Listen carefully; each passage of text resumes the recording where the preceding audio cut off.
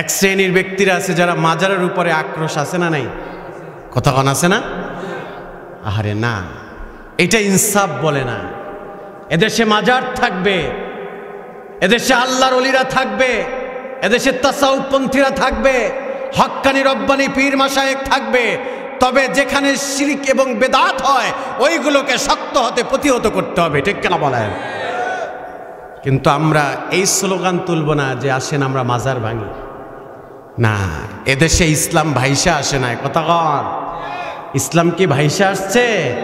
ইসলাম কি মদিনা থেকে উইরাইছে? এখানে হক্কানি রব্বানি পীর মাশায়েখ সালাফগণ আমাদেরকে দিন দিয়েছে, ঠিক কিনা বলেন? ইযা তাজাররাদাতিন নুফুসুল কুদুসিয়া ইত্তাখাযাত ইলাল মালাইল আ'লা।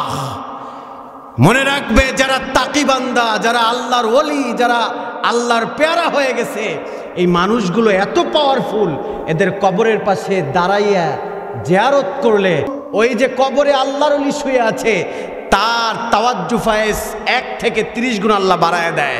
আর ওই তাওয়াজ্জু ফায়েজ যারা জিয়ারত করে তাদের নসিব হয়ে যায়। সুবহানাল্লাহ বলেন।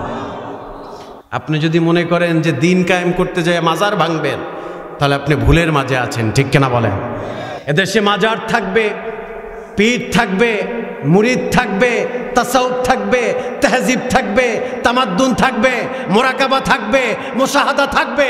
যেখানেই বেদাত চলবে, যেখানেই শিরিক চলবে, সেখানেই আমাদের শক্ত হাত ব্যবহার করতে হবে, ঠিক কিনা বলেন? ব্যালেন্স নিয়ে আসেন, ব্যালেন্স। ব্যালেন্সের বাইরে যাওয়া যাবে নাকি? কথা বলেন। যাওয়া যাবে না। এক লোক বলতেছে আই লাভ ওয়াটার, আমি পানিকে প্রচণ্ড ভালোবাসি। কি করি?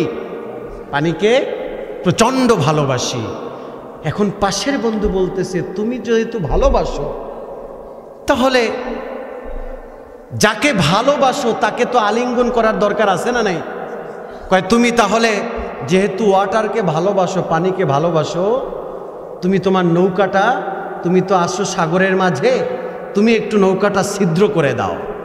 তা উনি যেহেতু পানিকে ভালোবাসে, দিছে নৌকা ছিদ্র কইরা। এখন কি নৌকা ভাসবে না ডুববে? কথা কন। ডুববে। মনে রাখবেন, পানিকে ভালোবেসে যদি কেউ নৌকা ছিদ্র করে দেয়, যেমনে ডুবে মরবে, তেমনি কেউ যদি কোনো মিশনকে বাস্তবায়ন করতে গিয়ে আল্লাহর ওলিদের মাজার ভাঙে, ওর কপাল পুড়ে যাবে, ঠিক কিনা বলেন?